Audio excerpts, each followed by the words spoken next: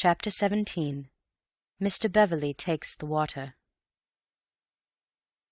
Cayley seemed very fond of them that night. After dinner was over, he suggested a stroll outside. They walked up and down the gravel in front of the house, saying very little to each other, until Bill could stand it no longer. For the last 20 turns he had been slowing down hopefully each time they came to the door, but the hint had always been lost on his companions, and each time another turn had been taken. But in the end he had been firm. "What about a little billiards?" he said, shaking himself free from the others. "Will you play?" said Antony to Cayley. "I'll watch you," he said, and he had watched them resolutely until the game, and then another game after that, had been played. They went into the hall and attacked the drinks. "Well, thank heaven for bed," said Bill, putting down the glass. "Are you coming?" "Yes," said Antony, and finished his drink. He looked at Cayley. "I've just got 1 or 2 little things to do," said Cayley. "I shan't be long following you." "Well, good night, then." "Good night." "Good night," called Bill from halfway up the stairs. "Good night, Tony." "Good night." Bill looked at his watch. 11:30. Not much chance of anything happening for another hour. He pulled open a drawer and wondered what to wear on their expedition. Grey flannel trousers, flannel shirt and a dark coat.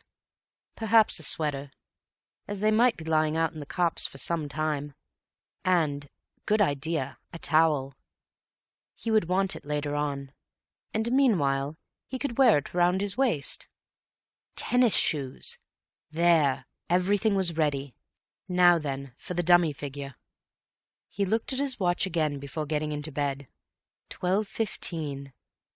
How long to wait before Cayley came up? He turned out the light, and then, standing by the door in his pyjamas, waited for his eyes to become accustomed to the new darkness. He could only just make out the bed in the corner of the room. Cayley would want more light than that if he were to satisfy himself from the door that the bed was occupied. He pulled the curtains a little way back. That was about right. He could have another look later on, when he had the dummy figure in the bed. How long would it be before Cayley came up? It wasn't that he wanted his friends Beverley and Gillingham to be asleep before he started on his business at the pond. All that he wanted was to be sure that they were safely in their bedrooms. Cayley's business would make no noise, give no sign to attract the most wakeful member of the household, so long as the household was really inside the house. But if he wished to reassure himself about his guests, he would have to wait until they were far enough on their way to sleep not to be disturbed by him as he came up to reassure himself. So it amounted to the same thing, really. He would wait until they were asleep. Until they were asleep. Asleep.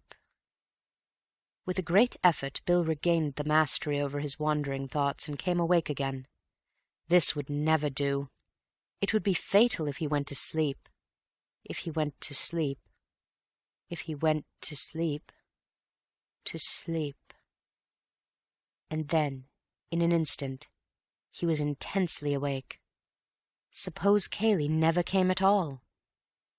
Suppose Cayley was so unsuspicious that, as soon as they had gone upstairs, he had dived down into the passage and set about his business? Suppose even now he was at the pond dropping into it that secret of his? Good heavens, what fools they had been! How could Antony have taken such a risk? Put yourself in Cayley's place, he had said. But how was it possible? They weren't Cayley. Cayley was at the pond now. They would never know what he had dropped into it. Listen. Somebody at the door. He was asleep. Quite naturally now. Breathe a little more loudly, perhaps. He was asleep. The door was opening. He could feel it opening behind him. Good Lord! Suppose Cayley really was a murderer? Why, even now he might be— No, he mustn't think of that. If he thought of that, he would have to turn round. He mustn't turn round. He was asleep, just peacefully asleep. But why didn't the door shut? Where was Cayley now? Just behind him? And in his hand? No, he mustn't think of that. He was asleep. But why didn't the door shut? The door was shutting. There was a sigh from the sleeper in the bed, a sigh of relief which escaped him involuntarily. But it had a very natural sound, a deep breath from a heavy sleeper. He added another one to it to make it seem more natural. The door was shut. Bill counted 100 slowly, and then got up. As quickly and noiselessly as possible he dressed himself in the dark. He put the dummy figure in the bed, arranged the clothes so that just enough, but not too much of it was showing, and stood by the door looking at it. For a casual glance the room was just about light enough. Then very quietly, very slowly he opened the door. All was still. There was no light from beneath the door of Cayley's room. Very quietly, very carefully he crept along the passage to Antony's room. He opened the door and went in. Antony was still in bed. Bill walked across to wake him up, and then stopped rigid, and his heart thumped against his ribs. There was somebody else in the room. "All right, Bill?" said a whispering voice, and Antony stepped out from the curtains. Bill gazed at him without saying anything. "Rather good, isn't it?" said Antony, coming closer and pointing to the bed. "Come on. The sooner we get out now, the better." He led the way out of the window, the silent Bill following him. They reached the ground safely and noiselessly, went quickly across the lawn, and so over the fence into the park. It was not until they were out of sight of the house that Bill felt it safe to speak. "I quite thought it was you in bed," he said. "I hoped you would. I shall be rather disappointed now if Cayley doesn't call again. It's a pity to waste it." "He came all right just now?" "Oh, rather. What about you?" Bill explained his feelings picturesquely. "There wouldn't have been much point in his killing you," said Antony prosaically, "besides being too risky." "Oh," said Bill, and then, "I had rather hoped that it was his love for me which restrained him." Antony laughed. "I doubt it. You didn't turn up your light when you dressed?" "Good Lord, no. Did you want me to?" Antony laughed again and took him by the arm. "You're a splendid conspirator, Bill. You and I could take on anything together." The pond was waiting for them, more solemn in the moonlight. The trees which crowned the sloping bank on the far side of it were mysteriously silent. It seemed that they had the world very much to themselves. Almost unconsciously Antony spoke in a whisper. "There's your tree, there's mine. As long as you don't move, there's no chance of his seeing you. After he's gone, don't come out till I do. He won't be here for a quarter of an hour or so don't be impatient." "Right-ho," whispered Bill. Antony gave him a nod and a smile, and they walked off to their posts. The minutes went by slowly. To Antony, lying hidden in the undergrowth at the foot of his tree, a new problem was presenting itself. Suppose Cayley had to make more than one journey that night. He might come back and find them in the boat. One of them, indeed, in the water. And if they decided to wait in hiding, on the chance of Cayley coming back again, what was the least time they could safely allow? Perhaps it would be better to go round to the front of the house and watch for his return there, the light in his bedroom, before conducting their experiments at the pond. But then they might miss his second visit in this way, if he made a second visit. It was difficult. His eyes were fixed on the boat as he considered these things, and suddenly, as if materialized from nowhere, Cayley was standing by the boat. In his hand was a small brown bag. Cayley put the bag in the bottom of the boat, stepped in, and using an oar as a punt pole, pushed slowly off. Then, Very silently, he rowed towards the middle of the pond. He had stopped. The oars rested on the water. He picked up the bag from between his feet, leant over the nose of the boat, and rested it lightly on the water for a moment. Then he let go. It sank slowly. He waited there, watching, afraid perhaps that it might rise again. Antony began to count. And now Cayley was back at his starting place.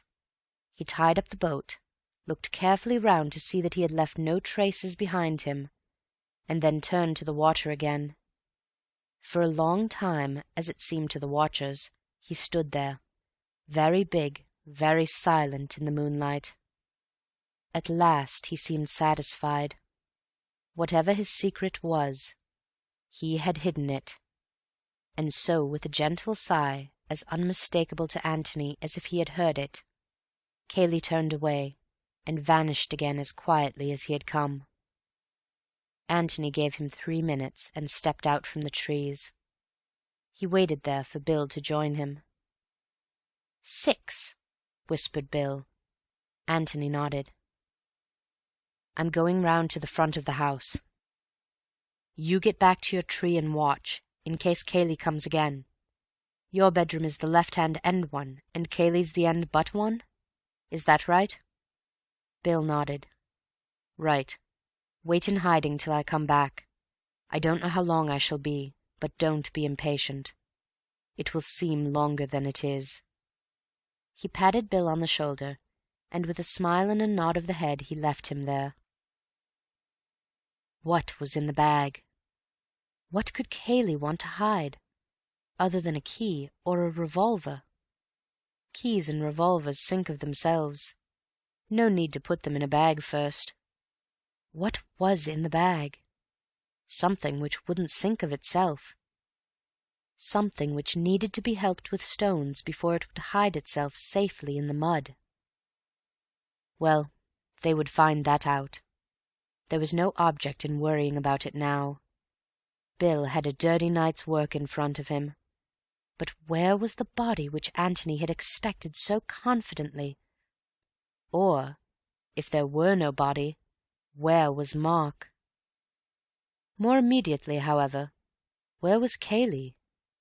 As quickly as he could, Antony had got to the front of the house and was now lying in the shrubbery which bordered the lawn, waiting for the light to go up in Cayley's window. If it went up in Bill's window, then they were discovered. It would mean that Cayley had glanced into Bill's room, had been suspicious of the dummy figure in the bed, and had turned up the light to make sure. After that, it was war between them. But if it went up in Cayley's room... There was a light. Antony felt a sudden thrill of excitement. It was in Bill's room. War. The light stayed there, shining vividly, for a wind had come up, blowing the moon behind a cloud, and casting a shadow over the rest of the house. Bill had left his curtains undrawn. It was careless of him, the first stupid thing he had done, but... The moon slipped out again, and Antony laughed to himself in the bushes. There was another window beyond Cayley's, and there was no light in it. The declaration of war was postponed. Antony lay there, watching Cayley into bed. After all, it was only polite to return Cayley's own solicitude earlier in the night. Politeness demanded that one should not disport oneself on the pond until one's friends were comfortably tucked up. Meanwhile, Bill was getting tired of waiting. His chief fear was that he might spoil everything by forgetting the number 6. It was the 6th post, 6. He broke off a twig and divided it into 6 pieces. These he arranged on the ground in front of him. 6. He looked at the pond, counted up to the 6th post, and murmured 6 to himself again. Then he looked down at his twigs. 1, 2, 3, 4, 5, 6, 7. 7! Was it 7? Or was that the 7th bit of a twig, an accidental bit, which had been on the ground anyhow. Surely it was 6. Had he said 6 to Antony? If so, Antony would remember, and it was all right. 6. He threw away the 7th twig and collected the other 6 together. Perhaps they would be safer in his pocket. 6. The height of a tall man. Well, his own height. 6 feet. Yes, that was the way to remember it. Feeling a little safer on the point, he began to wonder about the bag, and what Antony would say to it, and the possible depth of the water, and of the mud at the bottom. And was still so wondering, and saying, "Good Lord, what a life!" to himself, when Antony reappeared. Bill got up and came down the slope to meet him. 6, he said firmly. 6th post from the end.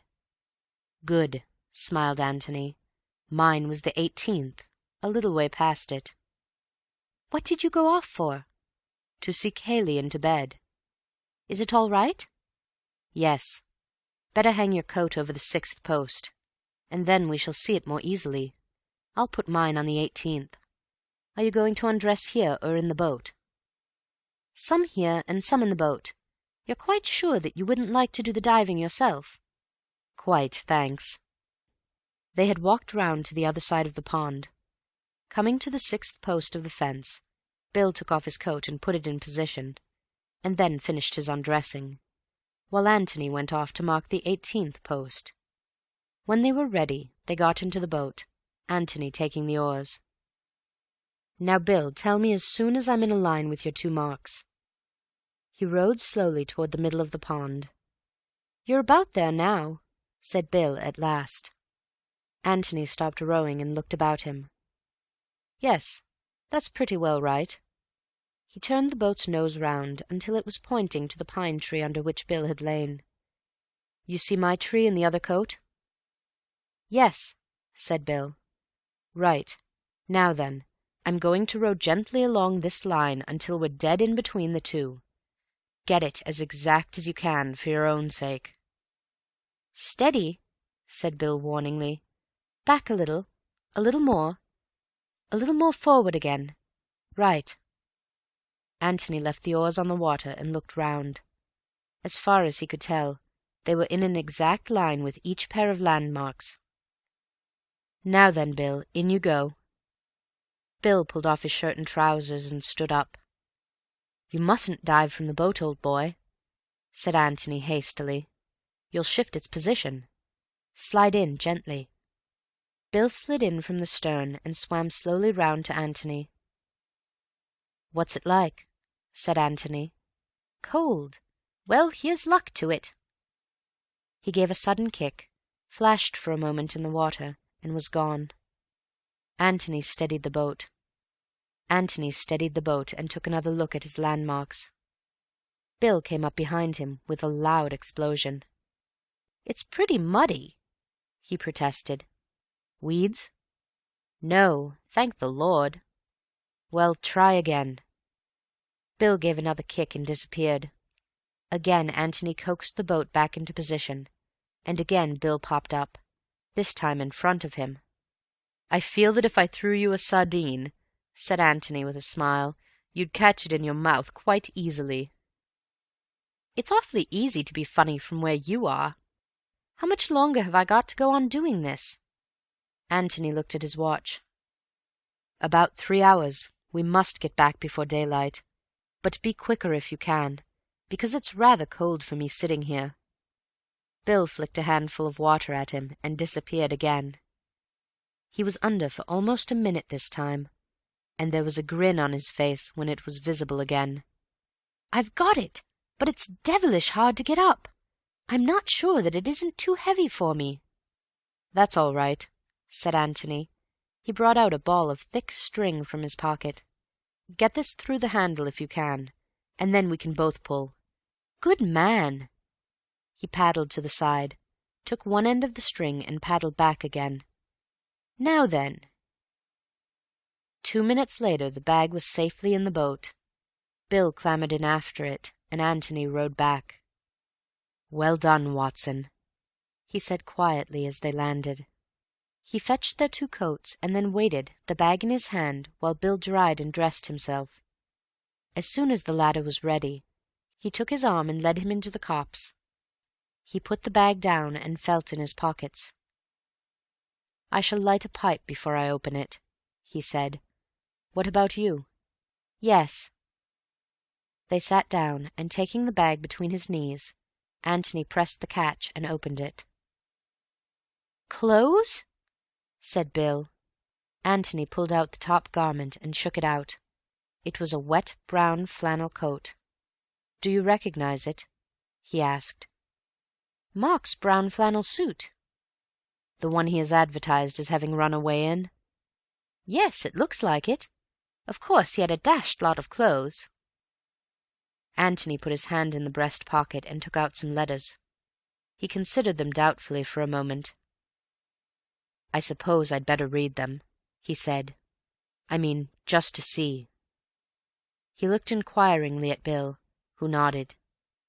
Antony turned on his torch and glanced at them. Bill waited anxiously. "Yes, Mark." "Hullo!" "What is it?" "The letter that Cayley was telling the inspector about, from Robert. Mark, your loving brother is coming to see you. Yes, I suppose I had better keep this. Well, that's his coat. Let's have out the rest of it." He took the remaining clothes from the bag and spread them out. "They're all here," said Bill. "Shirt, tie, socks, underclothes, shoes. Yes, all of them." "All that he was wearing yesterday?" "Yes." "What do you make of it?" Bill shook his head and asked another question. "Is it what you expected?" Antony laughed suddenly. "It's too absurd," he said. "I expected, well, you know what I expected. A body. A body in a suit of clothes. Well, perhaps it would be safer to hide them separately. The body here, and the clothes in the passage, where they would never betray themselves. And now he takes a great deal of trouble to hide the clothes here, and doesn't bother about the body at all." He shook his head. "I'm a bit lost for the moment, Bill, and that's the fact." "Anything else there?" Antony felt in the bag. "Stones and... yes, there's something else." He took it out and held it up. "There we are, Bill." It was the office key. "By Jove, you were right." Antony felt in the bag again, and then turned it gently upside down on the grass.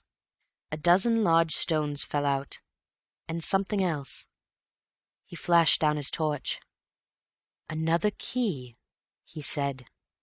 He put the 2 keys in his pocket, and sat there for a long time in silence, thinking. Bill was silent too, not liking to interrupt his thoughts, but at last he said, "Shall I put these things back, Tony?"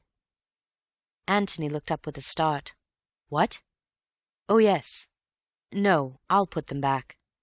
You give me a light, will you?" Very slowly and carefully he put the clothes back in the bag, pausing as he took up each garment, in the certainty, as it seemed to Bill, that it had something to tell him, if only he could read it. When the last of them was inside, he still waited there on his knees, thinking. "That's the lot," said Bill. Antony nodded at him. "Yes, that's the lot," he said. "And that's the funny thing about it. You're sure it is the lot?" "What do you mean?" "Give me the torch a moment." He took it and flashed it over the ground between them. "Yes, that's the lot. It's funny." He stood up, the bag in his hands. "Now, let's find a hiding place for these, and then—" He said no more, but stepped off through the trees, Bill following him meekly. As soon as they had got the bag off their hands and were clear of the copse, Antony became more communicative. He took the 2 keys out of his pocket. "One of them is the office key, I suppose, and the other is the key of the passage cupboard. So I thought that perhaps we might have a look at the cupboard." "I say, do you really think it is?" "Well, I don't see what else it can be."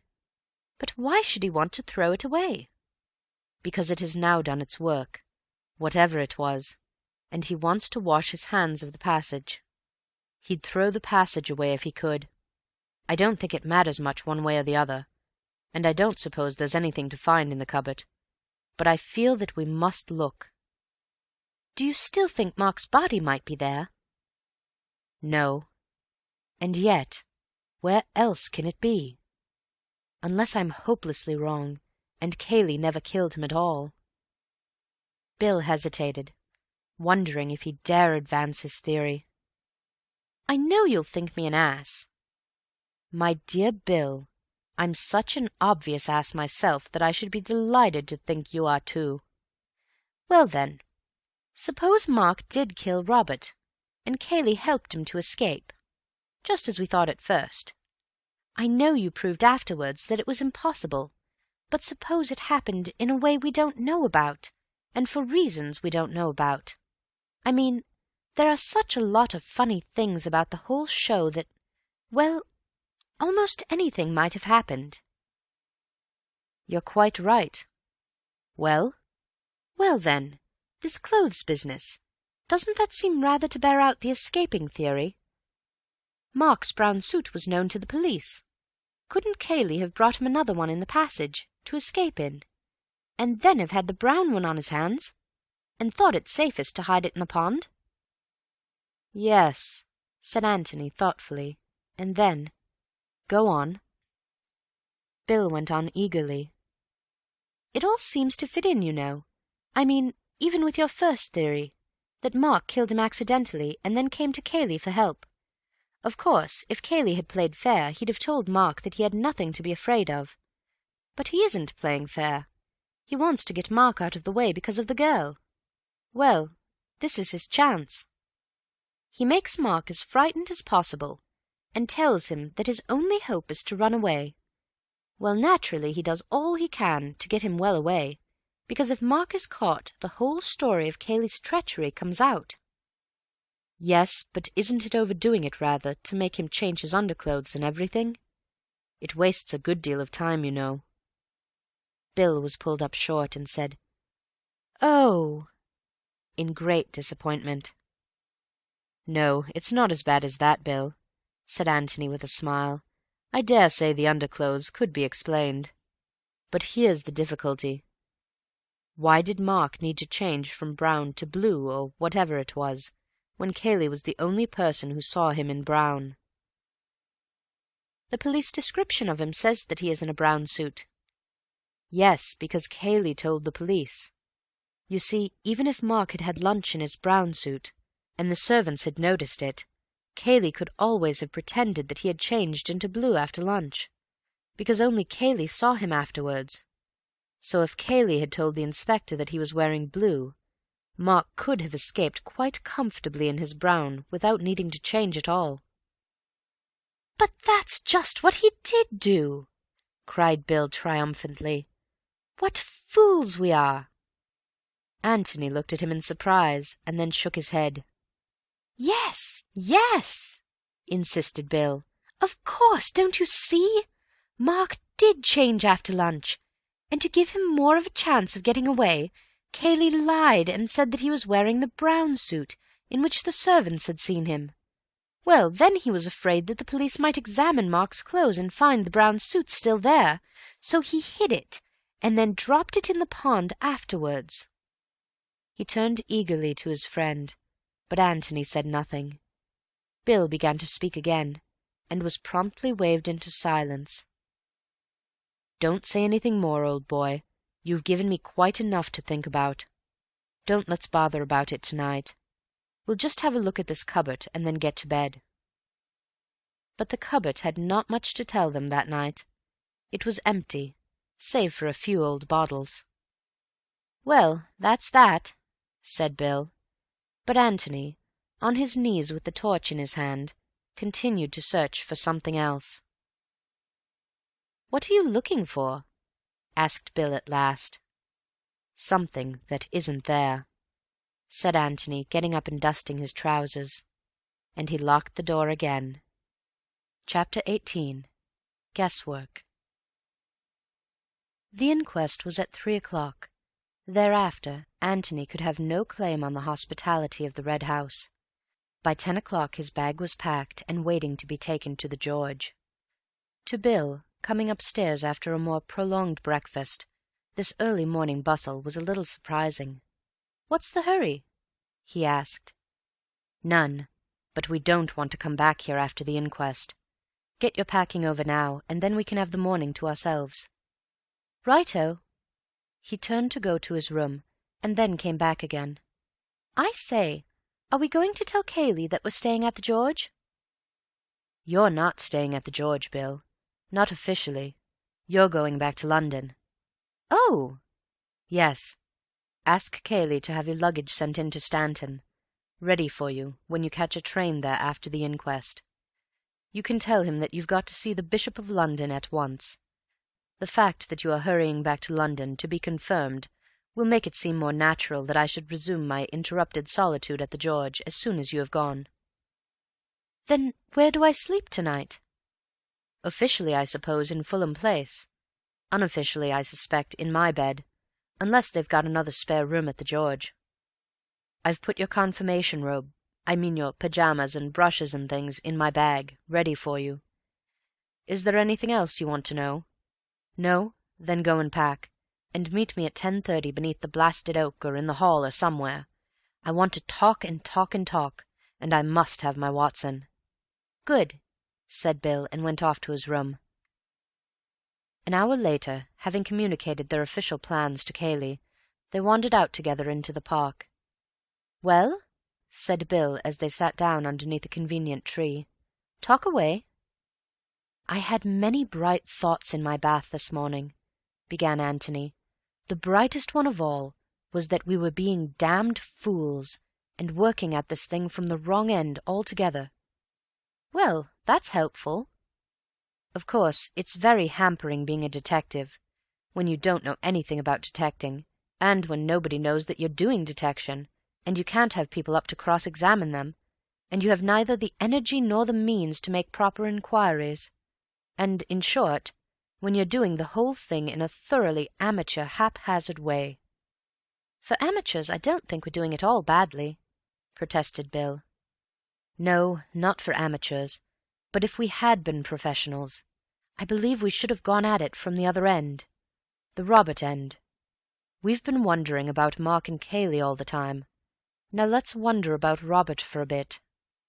"We know so little about him." "Well, let's see what we do know. First of all, then, we know vaguely that he was a bad lot, the sort of brother who is hushed up in front of other people." "Yes." "We know that he announced his approaching arrival to Mark in a rather unpleasant letter, which I have in my pocket." "Yes." "And then we know rather a curious thing. We know that Mark told you all that this black sheep was coming. Now why did he tell you?" Bill was thoughtful for a moment. "I suppose," he said slowly, "that he knew we were bound to see him, and thought that the best way was to be quite frank about him." "But were you bound to see him? You were all away playing golf." "We were bound to see him if he stayed in the house that night." "Very well, then. That's one thing we've discovered. Mark knew that Robert was staying in the house that night. Or shall we put it this way? He knew that there was no chance of getting Robert out of the house at once." Bill looked at his friend eagerly. "Go on," he said. "This is getting interesting." "He also knew something else," went on Antony. "He knew that Robert was bound to betray his real character to you as soon as you met him. He couldn't pass him off on you as just a travelled brother from the Dominions, with perhaps a bit of an accent.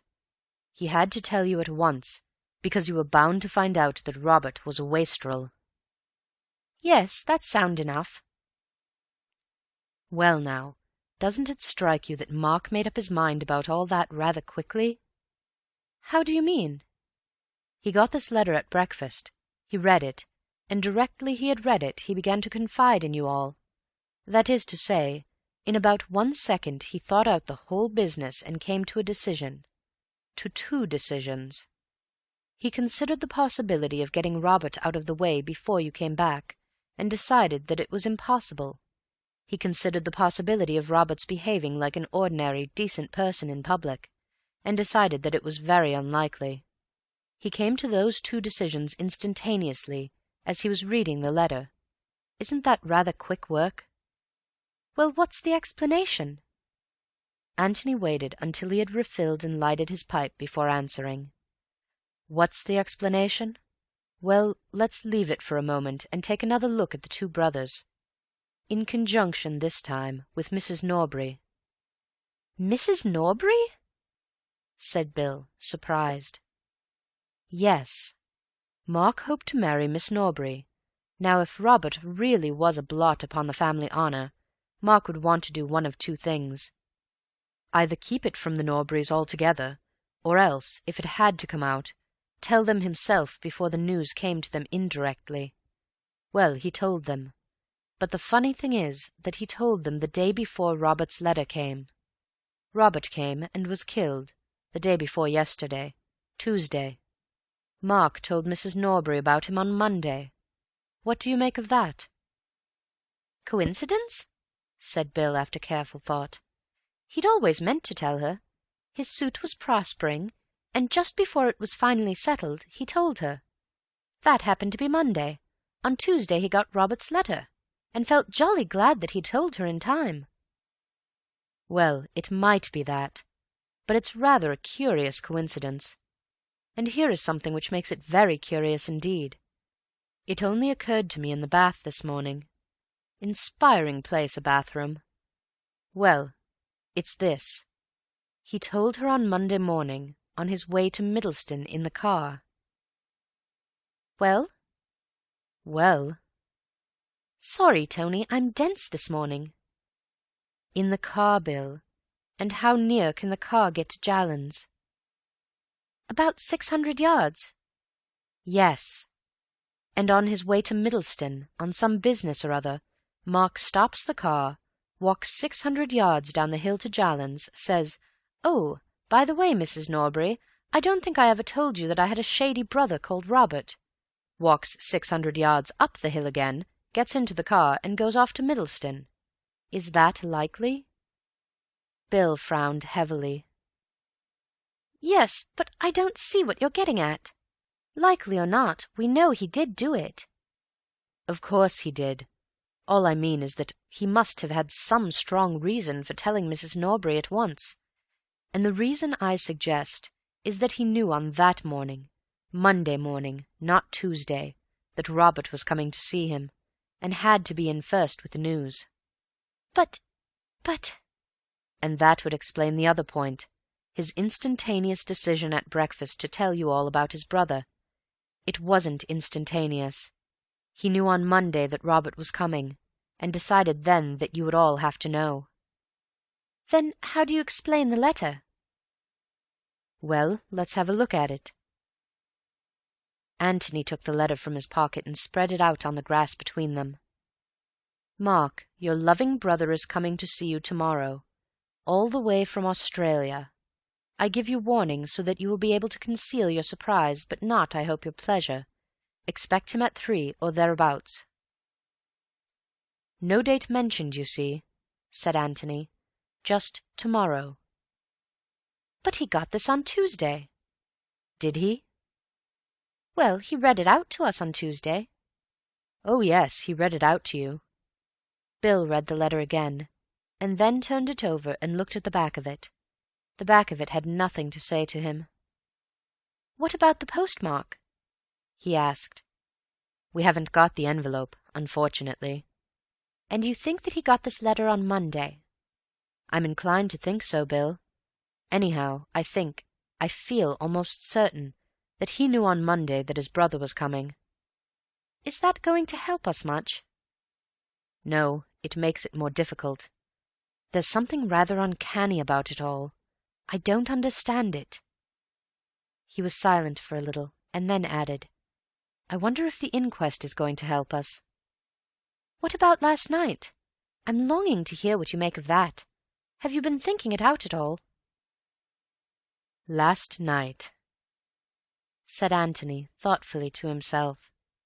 "Yes, last night wants some explaining."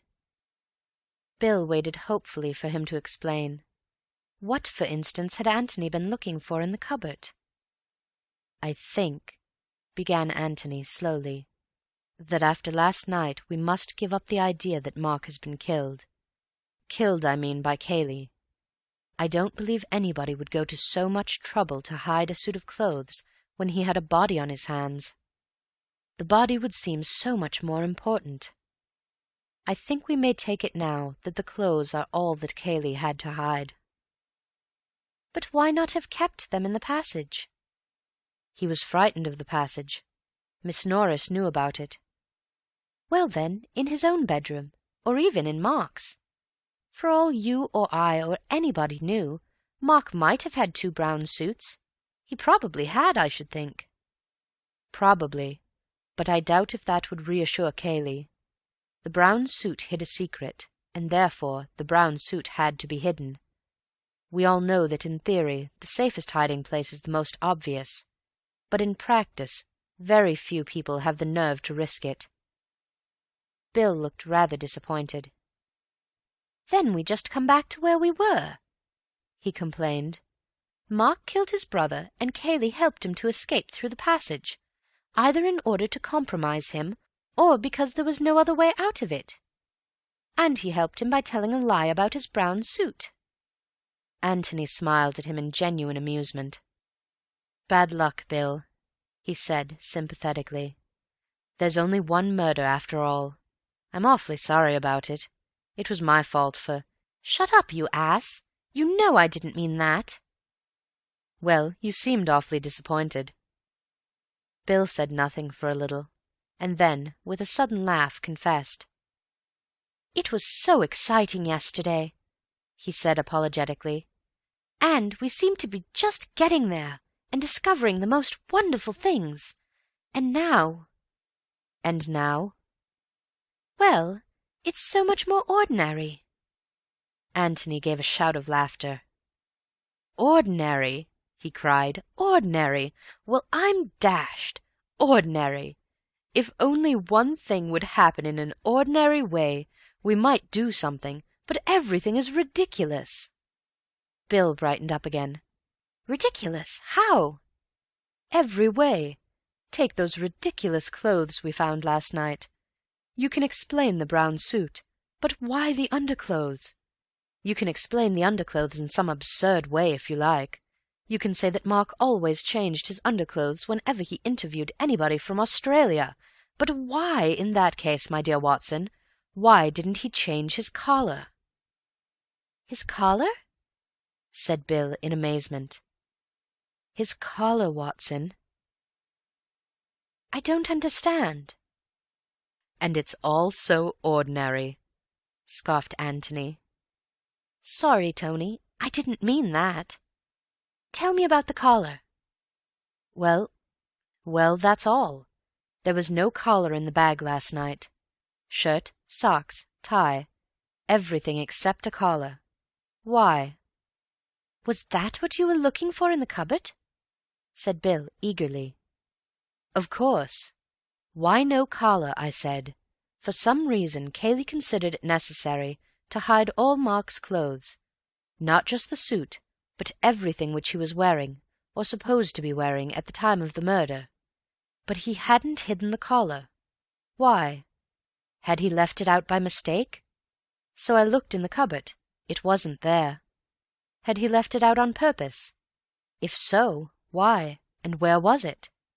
Naturally, I began to say to myself, where have I seen a collar lately? A collar all by itself. And I remembered what, Bill? Bill frowned heavily to himself and shook his head. "Don't ask me, Tony. I can't—" "By Jove!" He threw up his head. "In the basket in the office bedroom!" "Exactly." "But is that the one?" "The one that goes with the rest of the clothes? I don't know. Where else can it be? But if so, why send the collar quite casually to the wash in the ordinary way, and take immense trouble to hide everything else. Why? Bill bit hard at his pipe, but could think of nothing to say. "Anyhow," said Antony, getting up restlessly, "I'm certain of one thing. Mark knew on the Monday that Robert was coming here." Chapter 19. The Inquest. The coroner, having made a few commonplace remarks as to the terrible nature of the tragedy which they had come to investigate that afternoon, proceeded to outline the case to the jury. Witnesses would be called to identify the deceased as Robert Ablett, the brother of the owner of the Red House, Mark Ablett. It would be shown that he was something of a ne'er-do-well, who had spent most of his life in Australia, and that he had announced, in what might almost be called a threatening letter, his intention of visiting his brother that afternoon. There would be evidence of his arrival, of his being shown into the scene of the tragedy, a room in the Red House, commonly called the office, and of his brother's entrance into that room. The jury would have to form their own opinion as to what happened there, but whatever happened almost instantaneously. Within 2 minutes of Mark Ablett's entrance, as would be shown in the evidence, a shot was heard, and when, perhaps 5 minutes later, the room was forced open, the dead body of Robert Ablett was found stretched upon the floor. As regards Mark Ablett, nobody had seen him from the moment of his going into the room, but evidence would be called to show that he had enough money on him at the time to take him to any other part of the country, and that a man answering to his description had been observed on the platform of Stanton Station, apparently waiting to catch the 3:55 up train to London. As the jury would realize, such evidence of identity was not always reliable. Missing men had a way of being seen in a dozen different places at once. In any case, there was no doubt that for the moment Mark Ablett had disappeared. "Seems a sound man," whispered Antony to Bill. "Doesn't talk too much." Antony did not expect to learn much from the evidence. He knew the facts of the case so well by now, but he wondered if Inspector Birch had developed any new theories. If so, they would appear in the coroner's examination, for the coroner would certainly have been coached by the police as to the important facts to be extracted from each witness. Bill was the first to be put through it. "Now about this letter, Mr. Beverley," he was asked when his chief evidence was over. "Did you see it at all?" "I didn't see the actual writing. I saw the back of it. Mark was holding it up when he told us about his brother." "You don't know what was in it, then?" Bill had a sudden shock. He had read the letter only that morning. He knew quite well what was in it. But it wouldn't do to admit this. And then, just as he was about to perjure himself, he remembered. Antony had heard Cayley telling the inspector. "I knew afterwards. I was told. But Mark didn't read it out at breakfast." "You gathered, however, that it was an unwelcome letter?" "Oh, yes." "You would say that Mark was frightened by it?" "Not frightened. Sort of bitter and resigned. Sort of, 'Oh, Lord, here we are again.'" There was a titter here and there. The coroner smiled and tried to pretend that he hadn't. "Thank you, Mr. Beverley." The next witness was summoned, by the name of Andrew Amos, and Antony looked up with interest, wondering who he was. "He lives at the inner lodge," whispered Bill to him. All that Amos had to say was that a stranger had passed by his lodge at a little before 3 that afternoon, and had spoken to him. He had seen the body and recognized it as the man. "What did he say?" "Is this right for the Red House?"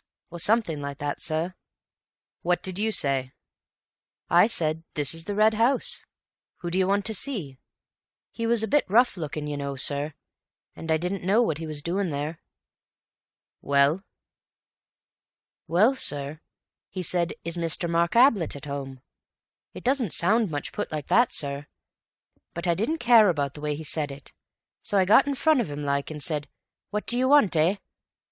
and he gave a sort of chuckle and said, 'I want to see my dear brother Mark.'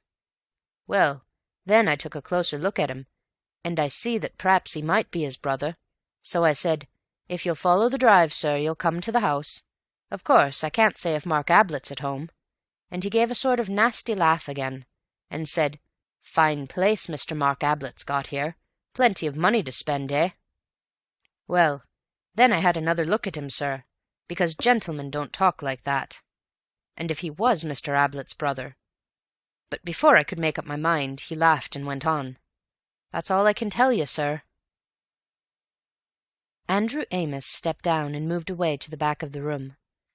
Nor did Antony take his eyes off him until he was assured that Amos intended to remain there until the inquest was over. "Who's Amos talking to now?" he whispered to Bill. "Parsons, one of the gardeners. He's at the outside lodge on the Stanton Road. They're all here today, sort of holiday for 'em." "I wonder if he's giving evidence too," thought Antony. He was. He followed Amos. He had been at work on the lawn in front of the house, and had seen Robert Ablett arrive. He didn't hear the shot, not to notice. He was a little hard of hearing.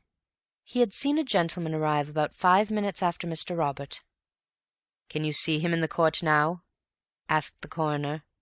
Parsons looked round slowly. Antony caught his eye and smiled. "That's him," said Parsons, pointing. Everybody looked at Antony. "That was about 5 minutes afterwards?" "About that, sir." "Did anybody come out of the house before this gentleman's arrival?" "No, sir. That is to say, I didn't see 'em." Stevens followed. She gave her evidence much as she had given it to the inspector. Nothing new was brought out by her examination. Then came Elsie. As the reporters scribbled down what she had overheard, they added in brackets, "Sensation," for the first time that afternoon. "How soon after you heard this did the shot come?" asked the coroner. "Almost at once, sir." "A minute?" "I couldn't really say, sir. It was all so quick." "Were you still in the hall?" "Oh, no, sir. I was just outside Mrs. Stevens' room, the housekeeper, sir." "You didn't think of going back to the hall to see what had happened?" "Oh, no, sir. I just went in to Mrs. Stevens, and she said, 'Oh, what was that?' frightened like. And I said, 'That was in the house, Mrs. Stevens, that was.' Just like something going off it was." "Thank you," said the coroner. There was another emotional disturbance in the room as Cayley went into the witness box. Not sensation this time, but an eager and, as it seemed to Antony, sympathetic interest. Now they were getting to grips with the drama. He gave his evidence carefully, unemotionally, the lies with the same slow deliberation as the truth. Antony watched him intently, wondering what it was about him which had this odd sort of attractiveness. For Antony, who knew that he was lying, and lying, as he believed, not for Mark's sake, but his own, yet could not help sharing some of that general sympathy with him. "Was Mark ever in possession of a revolver?" asked the coroner. "Not to my knowledge. I think I should have known if he had been. Were you alone with him all that morning? Did he talk about this visit of Robert's at all?" "I didn't see very much of him in the morning. I was at work in my room, and outside, and so on. We lunched together, and he talked of it then a little." "In what terms?" "Well," he hesitated, and then went on. "I can't think of a better word than peevishly. Occasionally he said, 'What do you think he wants?' or 'Why couldn't he have stayed where he was?' or 'I don't like the tone of this letter. Do you think he means trouble?' He talked rather in that kind of way." "Did he express his surprise that his brother should be in England?" "I think he was always afraid that he would turn up one day." "Yes.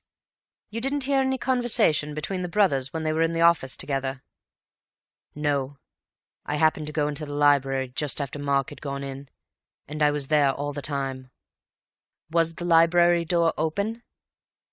"Oh, yes." "Did you see or hear the last witness at all?" "No." "If anybody had come out of the office while you were in the library, would you have heard it?" "I think so, unless they had come out very quietly on purpose." "Would you call Mark a hasty-tempered man?" Cayley considered this carefully before answering. "Hasty-tempered, yes," he said, "but not violent-tempered." "Was he fairly athletic, active and quick?" "Active and quick, yes. Not particularly strong." "Yes. One question more. Was Mark in the habit of carrying any considerable sum of money about with him?" "Yes. He always had one £100 note on him, and perhaps 10 or 20 pounds as well." "Thank you, Mr. Cayley." Cayley went back heavily to his seat. "Damn it," said Antony to himself. "Why do I like the fellow?" "Antony Gillingham." Again the eager interest of the room could be felt. Who was this stranger who had got mixed up in the business so mysteriously? Antony smiled at Bill and stepped up to give his evidence. He explained how he came to be staying at the George at Waldheim, how he had heard that the Red House was in the neighbourhood, how he had walked over to see his friend Beverley, and had arrived just after the tragedy. Thinking it over afterwards, he was fairly certain that he had heard the shot, but it had not made any impression on him at the time. He had come to the house from the Waldheim end, and consequently had seen nothing of Robert Ablett, who had been a few minutes in front of him. From this point his evidence coincided with Cayley's. "You and the last witness reached the French windows together and found them shut?" "Yes." "You pushed them in and came to the body. Of course you had no idea whose body it was?" "No." "Did Mr. Cayley say anything?" "He turned the body over, just so as to see the face, and when he saw it he said, 'Thank God.'" Again the reporters wrote "sensation." "Did you understand what he meant by that?" "I asked him who it was, and he said that it was Robert Ablett. Then he explained that he was afraid at first it was the cousin with whom he lived, Mark." "Yes. Did he seem upset?" "Very much so at first, less when he found that it wasn't Mark."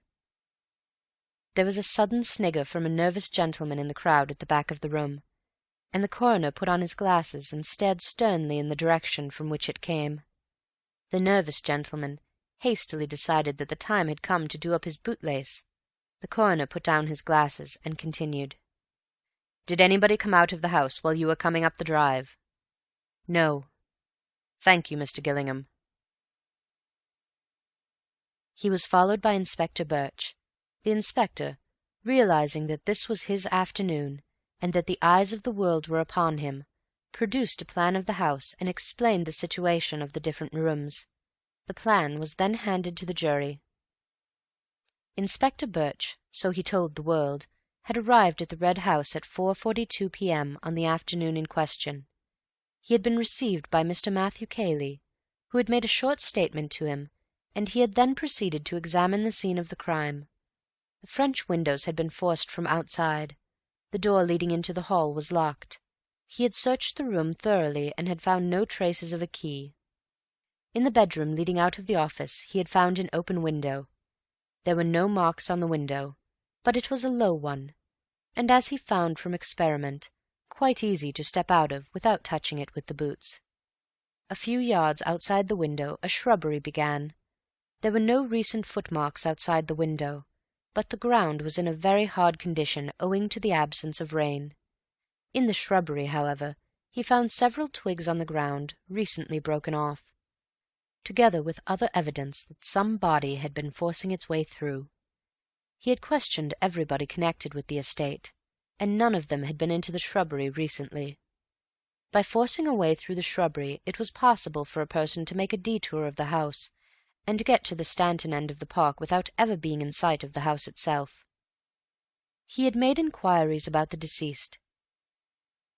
Deceased had left for Australia some 15 years ago, owing to some financial trouble at home. Deceased was not well spoken of in the village from which he and his brother had come. Deceased and his brother had never been on good terms, and the fact that Mark Ablett had come into money had been a cause of great bitterness between them. It was shortly after this that Robert had left for Australia. He had made inquiries at Stanton station. It had been market day at Stanton, and the station had been more full of arrivals than usual.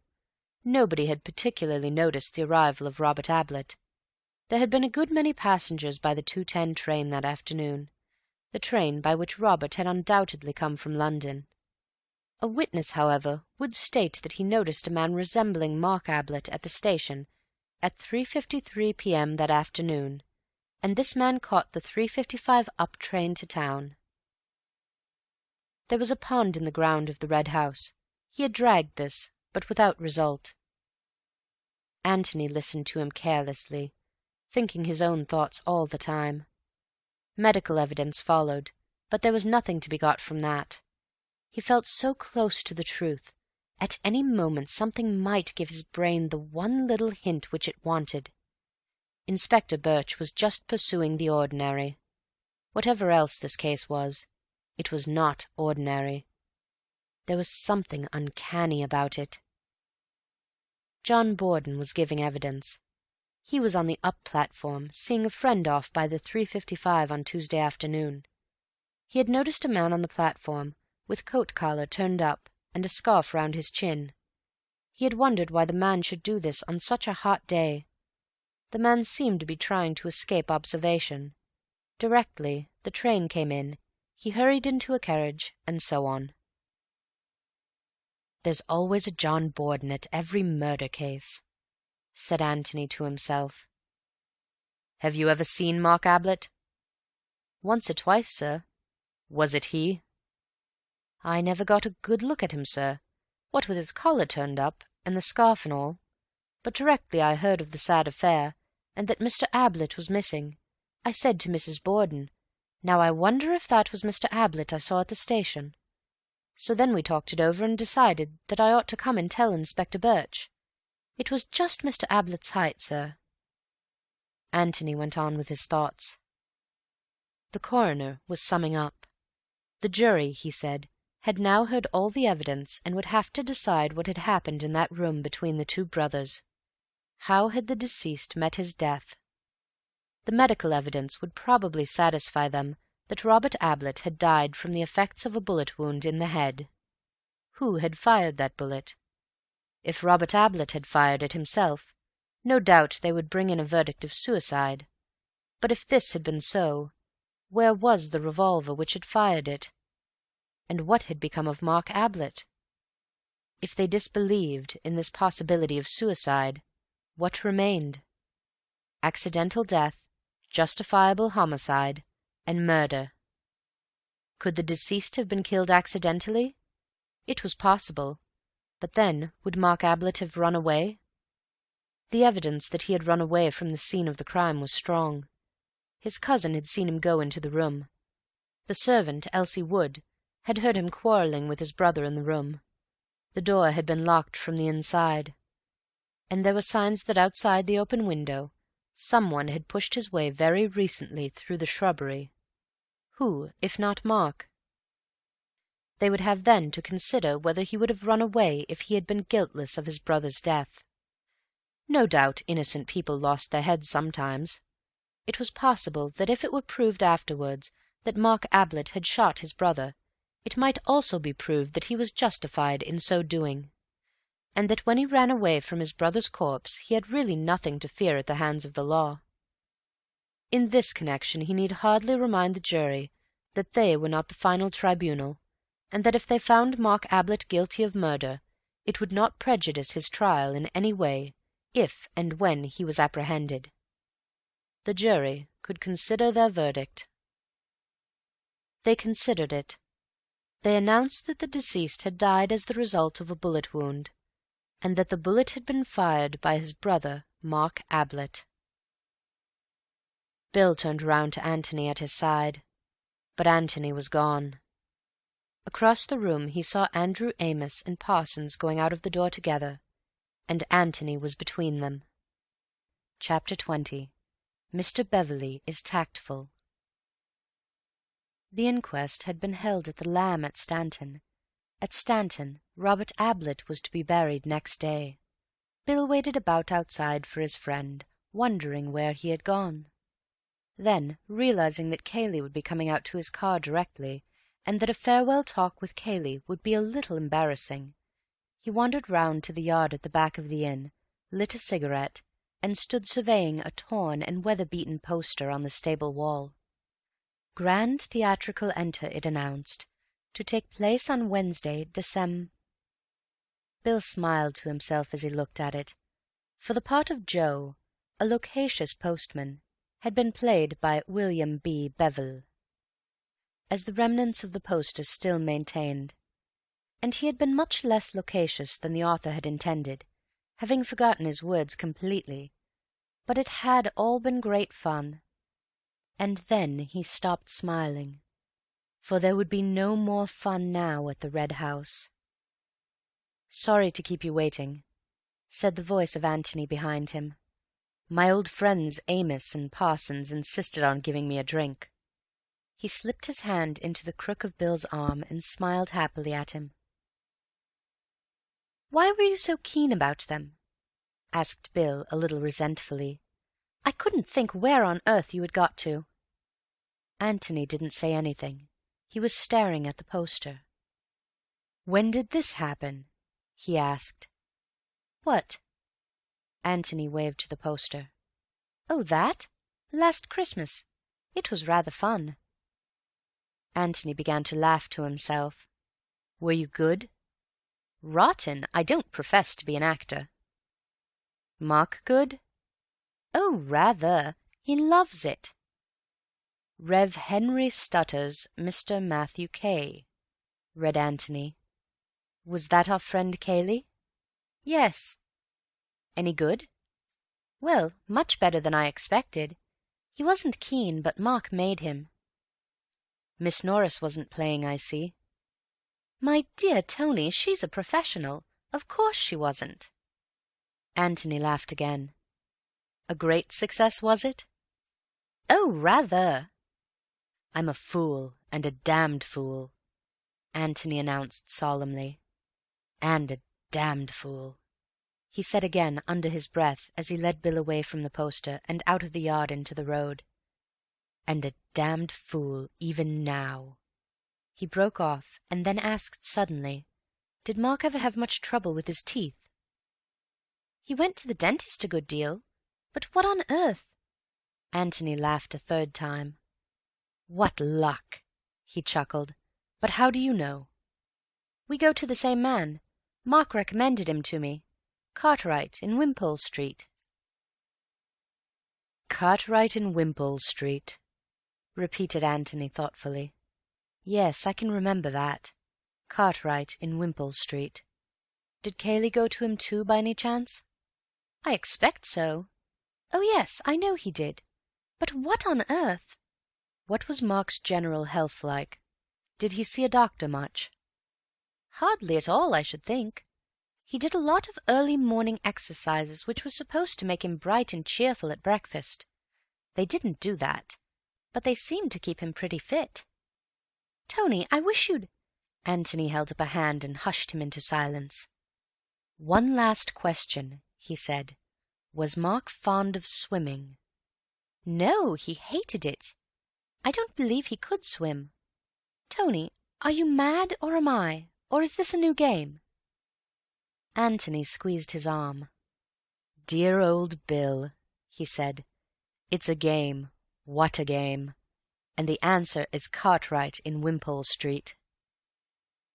They walked in silence for half a mile or so along the road to Waldheim. Bill tried 2 or 3 times to get his friend to talk, but Antony had only grunted in reply. He was just going to make another attempt when Antony came to a sudden stop and turned to him anxiously. "I wonder if you'd do something for me," he said, looking at him with some doubt. "What sort of thing?" "Well, it's really dashed important. It's just the one thing I want to know." Bill was suddenly enthusiastic again. "I say, Have you really found it all out?" Antony nodded. "At least I'm very nearly there, Bill. It's just this one thing I want to know. It means you're going back to Stanton. Well, we haven't come far. It won't take you long. Do you mind?" "My dear Holmes, I am at your service." Antony gave him a smile, and was silent for a little, thinking. "Is there another inn at Stanton, fairly close to the station?" "The Plough and Horses, just at the corner where the road goes up to the station. Is that the one you mean?" "That would be the one. I suppose you could do with a drink, couldn't you?" "Rather," said Bill with a grin. "Good. Then have one at the Plough and Horses. Have two if you like, and talk to the landlord or landlady or whoever serves you. I want you to find out if anybody stayed there on Monday night." "Robert?" said Bill eagerly. "I didn't say Robert," said Antony, smiling. "I just want you to find out if they had a visitor who slept there on Monday night, a stranger.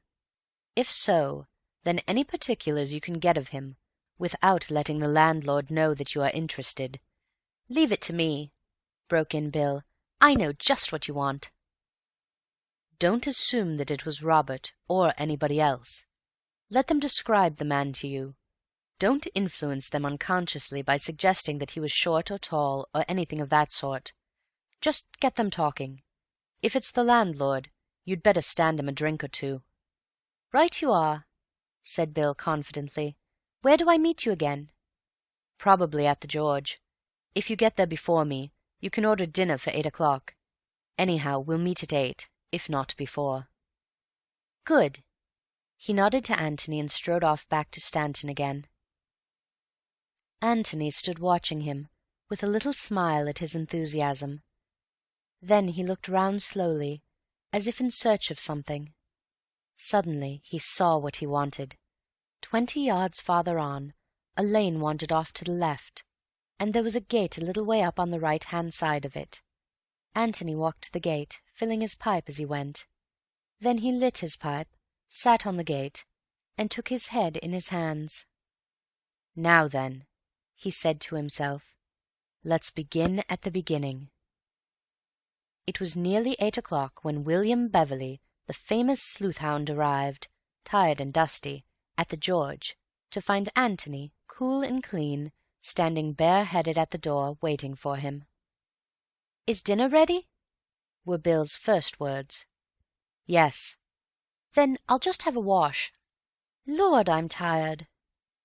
"I never ought to have asked you," said Antony penitently. "That's all right. I shan't be a moment."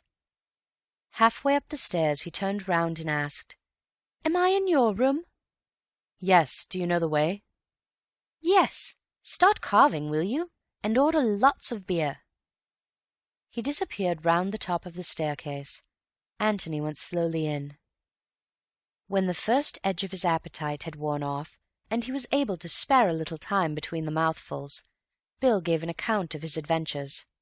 The landlord of the Plough and Horses had been sticky, decidedly sticky.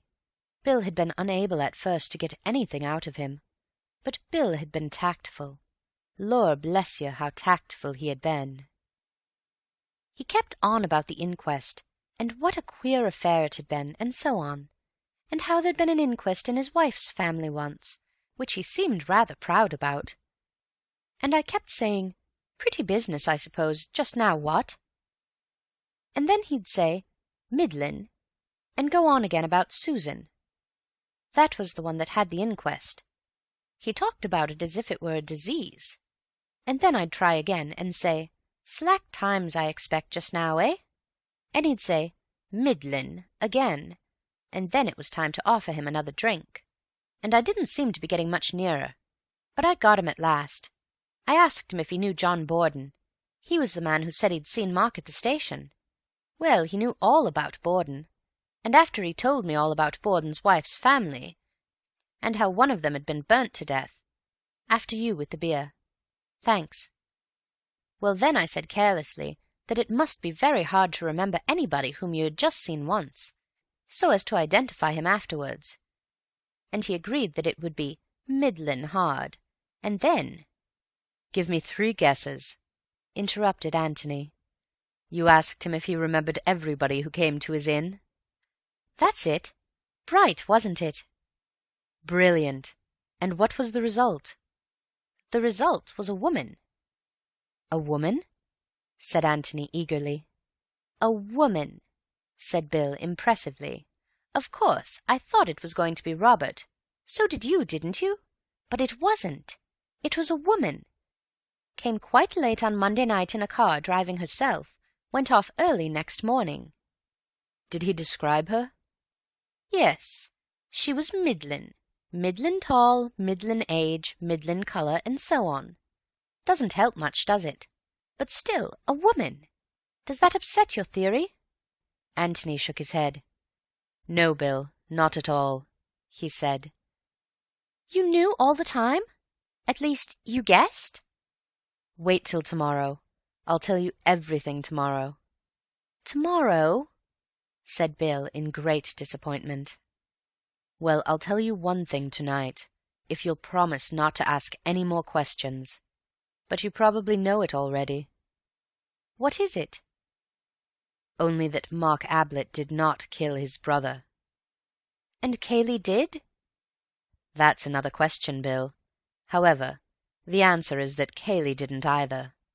"Then who on earth—" "Have some more beer," said Antony with a smile, and Bill had to be content with that. They were early to bed that evening, for both of them were tired. Bill slept loudly and defiantly, but Antony lay awake wondering. What was happening at the Red House now? Perhaps he would hear in the morning. Perhaps he would get a letter. He went over the whole story again from the beginning. Was there any possibility of a mistake? What would the police do?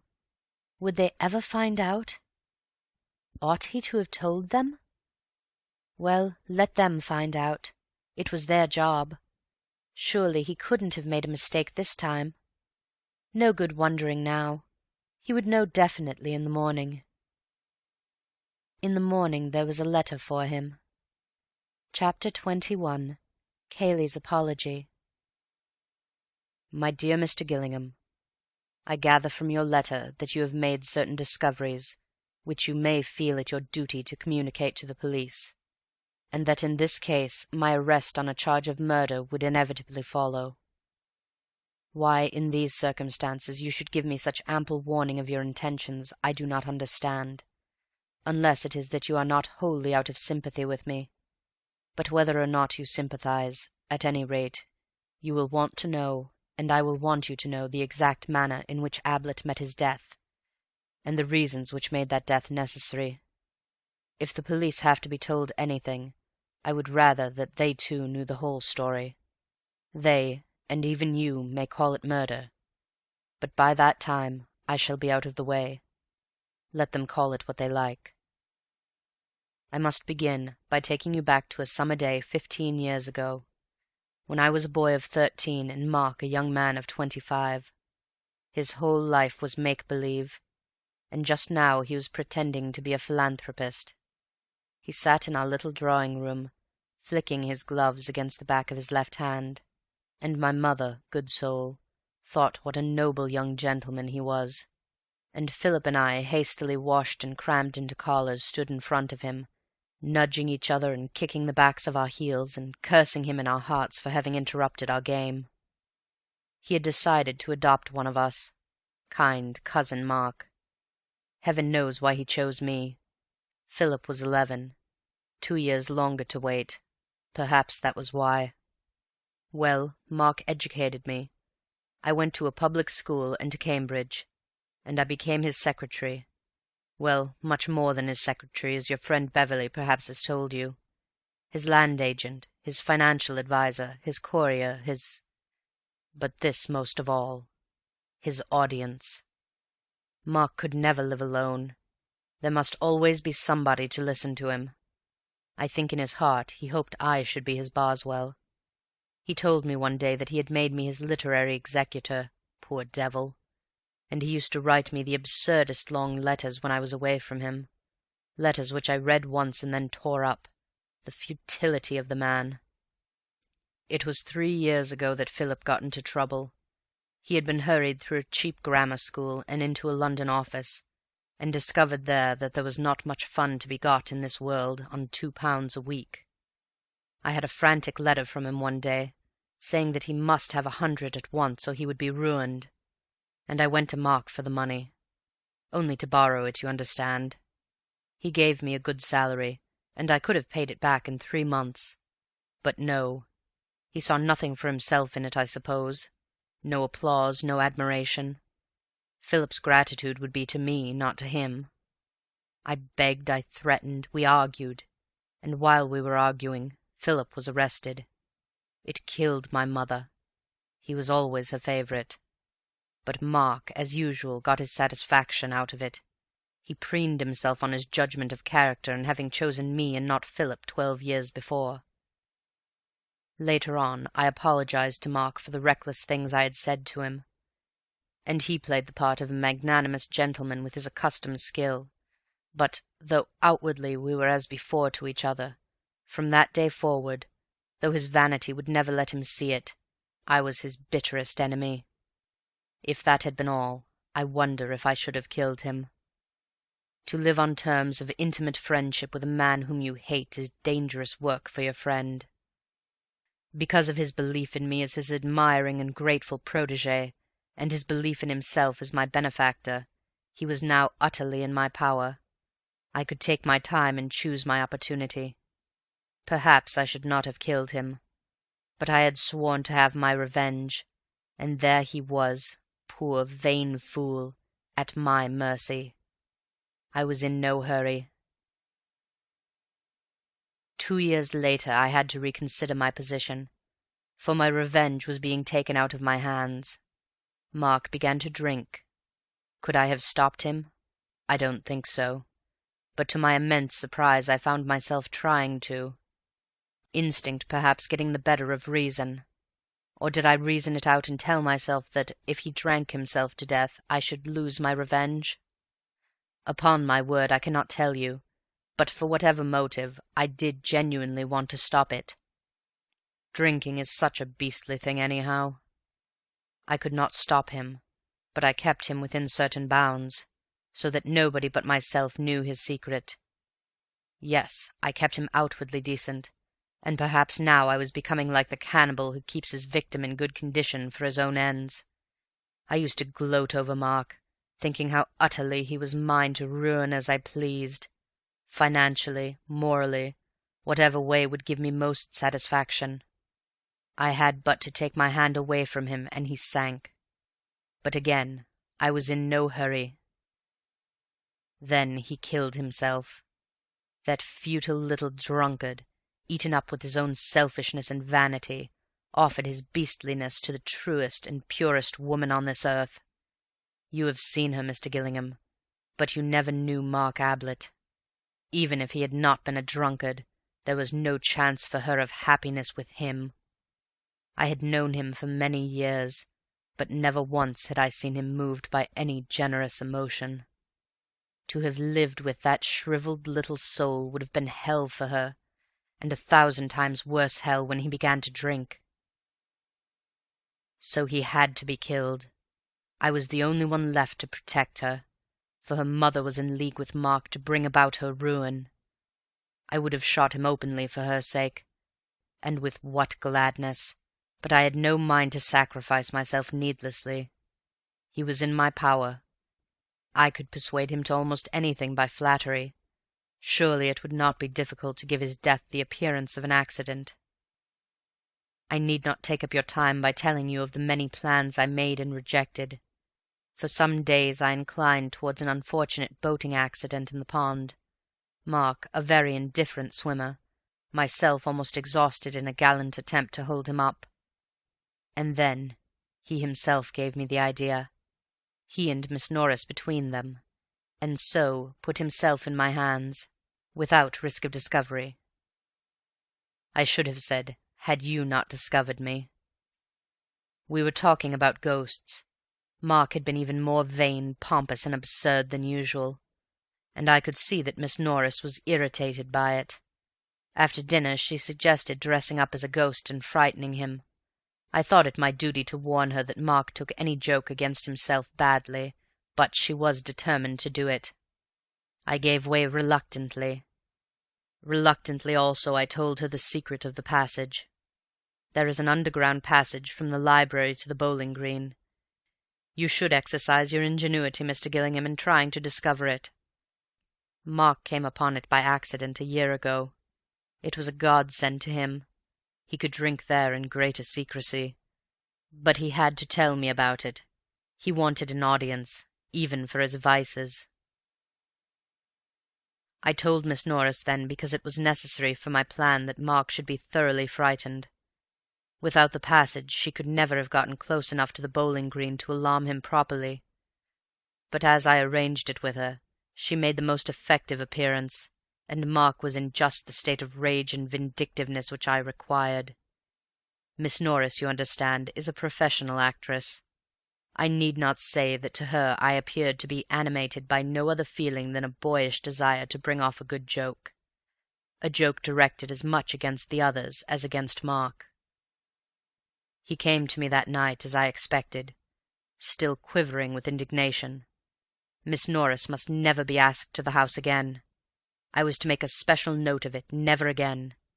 It was outrageous. Had he not a reputation as a host to keep up, he would have packed her off next morning. As it was, she could stay. Hospitality demanded it. But never again would she come to the Red House. He was absolutely determined about that. I was to make a special note of it. I comforted him, I soothed down his ruffled feathers. She had behaved very badly, but he was quite right. He must try not to show how much he disapproved of her. And of course she would never come again. That was obvious. And then, suddenly, I began to laugh. He looked up at me indignantly. "Is there a joke?" he said coldly. I laughed gently again. "I was just thinking," I said, "that it would be rather amusing if you, well, had your revenge." "My revenge? How do you mean?" "Well, paid her back in her own coin." "Do you mean try and frighten her?" No, but dressed up and pull her leg a bit. Made her look a fool in front of the others." I laughed to myself again. Serve her jolly well right. He jumped up excitedly. "By Jove, Kay!" he cried. "If I could! How? You must think of a way." I don't know if Beverley has told you about Mark's acting. He was an amateur of all the arts, and vain of his little talents, but as an actor he seemed to himself most wonderful.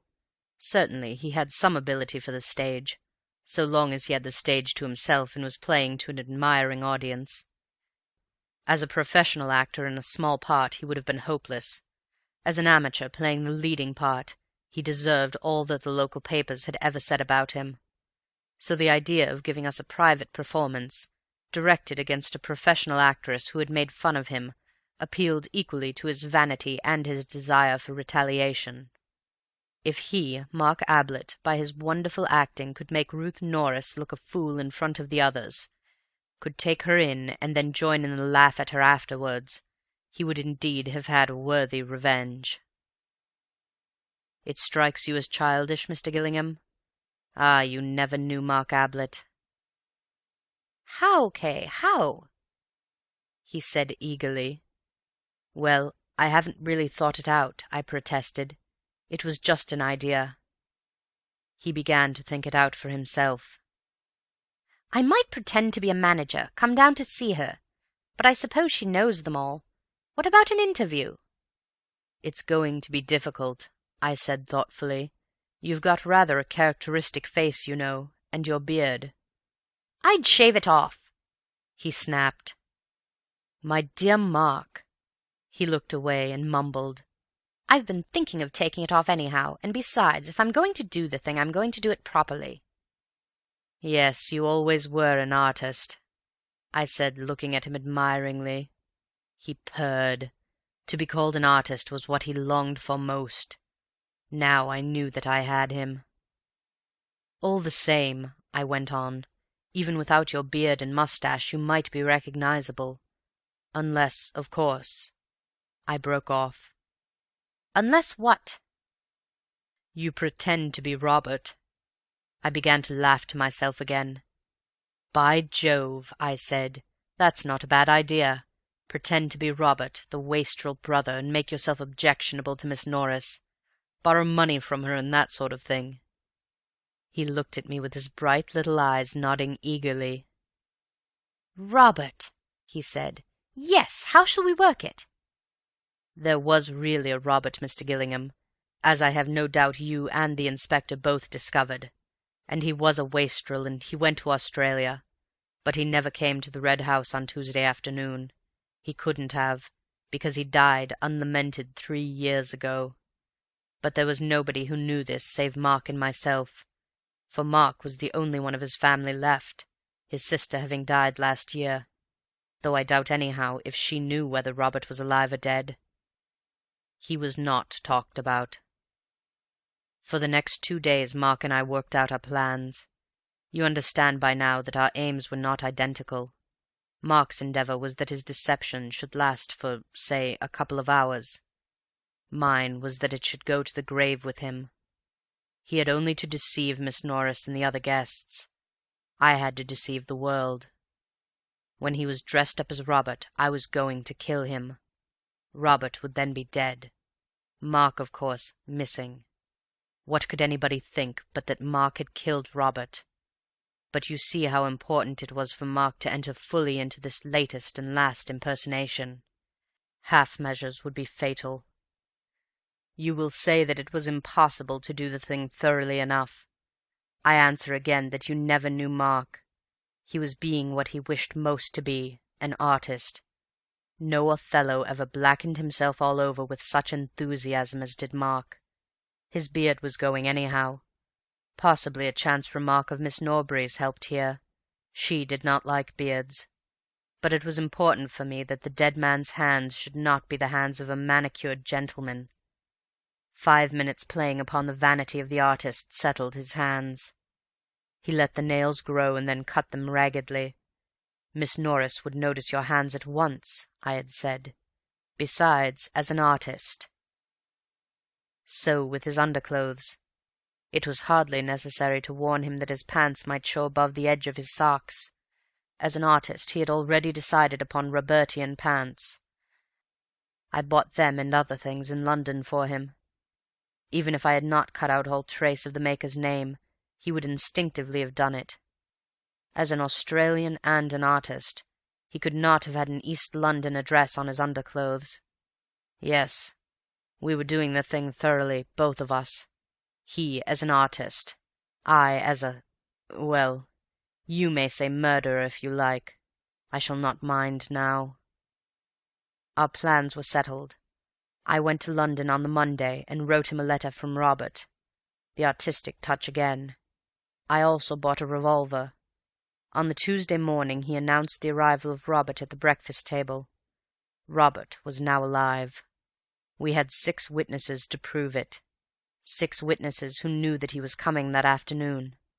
Our private plan was that Robert should present himself at 3 o'clock, in readiness for the return of the golfing party shortly afterwards. The maid would go to look for Mark, and having failed to find him, come back to the office to find me having entertained Robert in Mark's absence. I would explain that Mark must have gone out somewhere, and would myself introduce the wastrel brother to the tea-table. Mark's absence would not excite any comment, for it would be generally felt, indeed Robert would suggest it, that he had been afraid of meeting his brother. Then Robert would make himself amusingly offensive to the guests, particularly, of course, Miss Norris, until he thought that the joke had gone far enough. That was our private plan. Perhaps I should say that it was Mark's private plan. My own was different. The announcement at breakfast went well. After the golfing party had gone, we had the morning in which to complete our arrangements. What I was chiefly concerned about was to establish as completely as possible the identity of Robert. For this reason I suggested to Mark that when dressed he should go out by the secret passage to the bowling green and come back by the drive, taking care to enter into conversation with the lodge-keeper. In this way I would have 2 more witnesses of Robert's arrival. First, the lodge-keeper, and secondly, one of the gardeners, whom I would have working on the front lawn. Mark, of course, was willing enough. He could practice his Australian accent on the lodge-keeper. It was really amusing to see how readily he fell into every suggestion which I made. Never was a killing more carefully planned by its victim. He changed into Robert's clothes in the office bedroom. This was the safest way for both of us. When he was ready, he called me in, and I inspected him. It was extraordinary how well he looked the part. I supposed that the signs of his dissipation had already marked themselves on his face, but had been concealed hitherto by his moustache and beard. For now that he was clean-shaven, they lay open to the world from which we had so carefully hidden them, and he was indeed the wastrel which he was pretending to be. "By Jove, you're wonderful," I said. He smirked and called my attention to the various artistic touches which I might have missed. "Wonderful," I said to myself again. "Nobody could possibly guess." I peered into the hall. It was empty. We hurried across to the library. He got into the passage and made off. I went back to the bedroom, collected all his discarded clothes, did them up in a bundle, and returned with them to the passage. Then I sat down in the hall and waited. You heard the evidence of Stevens, the maid. As soon as she was on the way to the Temple in search of Mark, I stepped into the office. My hand was in my side pocket, and in my hand was the revolver. He began at once in his character of Robert, some rigmarole about working his passage over from Australia, a little private performance for my edification. Then, in his natural voice, gloating over his well-planned retaliation on Miss Norris, he burst out, "It's my turn now, you wait." It was this which Elsie heard. She had no business to be there, and she might have ruined everything. But as it turned out, it was the luckiest thing which could have happened, for it was the one piece of evidence which I wanted, evidence other than my own that Mark and Robert were in the room together. I said nothing. I was not going to take the risk of being heard to speak in that room. I just smiled at the poor little fool, and took out my revolver and shot him. Then I went back into the library and waited, just as I said in my evidence. Can you imagine, Mr. Gillingham, the shock which your sudden appearance gave me? Can you imagine the feelings of a murderer who has, as he thinks, planned for every possibility, and is then confronted suddenly with an utterly new problem? What difference would your coming make? I didn't know. Perhaps none, perhaps all. And I had forgotten to open the window. I don't know whether you will think my plan for killing Mark a clever one. Perhaps not. But if I do deserve any praise in the matter, I think I deserve it for the way I pulled myself together in the face of the unexpected catastrophe of your arrival. Yes, I got a window open, Mr. Gillingham, under your very nose. The right window, too, you were kind enough to say. And the keys. Yes, that was clever of you, but I think I was cleverer. I deceived you over the keys, Mr. Gillingham, as I learnt when I took the liberty of listening to a conversation on the bowling green between you and your friend Beverley. Where was I? Ah, you must have a look for that secret passage, Mr. Gillingham. But what am I saying? Did I deceive you at all? You have found out the secret, that Robert was Mark, and that is all that matters. How have you found out? I shall never know. Where did I go wrong? Perhaps you have been deceiving me all the time. Perhaps you knew about the keys, about the window, even about the secret passage. You are a clever man, Mr. Gillingham. I had Mark's clothes on my hands. I might have left them in the passage, but the secret of the passage was out now. Miss Norris knew it. That was the weak point of my plan, perhaps, that Miss Norris had to know it. So I hid them in the pond, the inspector having obligingly dragged it for me first. A couple of keys joined them, but I kept the revolver.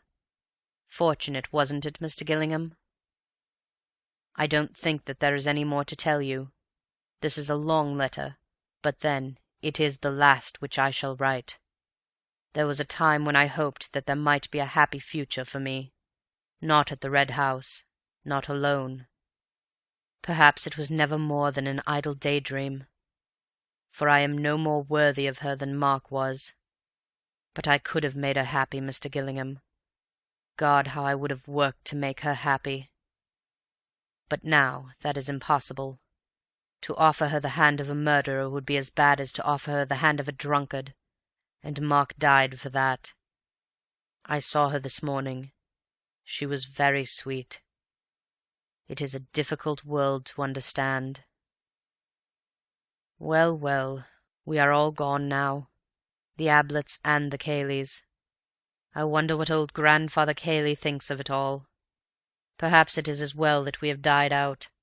Not that there was anything wrong with Sarah except her temper, and she had the Ablet nose. You can't do much with that.